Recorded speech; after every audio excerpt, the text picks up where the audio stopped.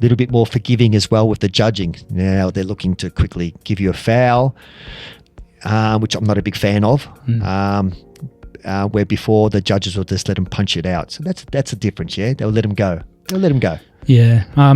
We could do a whole podcast on fouls. I think that's I'd actually love to see a more complex system of fouls implemented because the impact on a match of a big hit to the head where a punch to the head or kick to the head? Sorry, a punch to the head. So a big foul punch to the head, which clearly rocks the person and is probably an accident from, let's give whoever it was the benefit of the doubt and say that was an accidental punch, but it's sort of related to carelessness, in a way.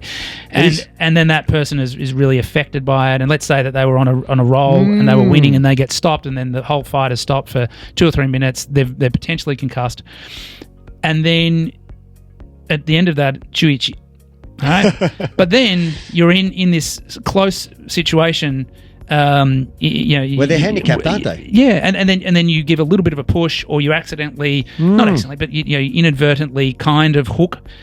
Same Chuichi, and I think that's not right. The impact on the match is very different in those two scenarios. So they're very different. I think it would be very difficult to implement, but some sort of more structured fouling system where there's different levels of powers.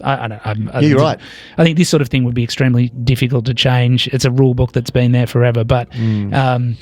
I think it's a really difficult thing. I hate to see. Look, if someone's careless with their punches and they clip a guy in the chin or a girl in the chin, and it makes a big impact on the fight, it's like, okay, that's bad luck, but this guy deserved to lose. When it's a really close fight and there's a bit of push and shove from both parties, and one party gets penalised to the point where they actually lose the match as a result of that. Yep. And this is they've been training for this particular tournament for 4 years, and that's how it ends. I think that's disappointing.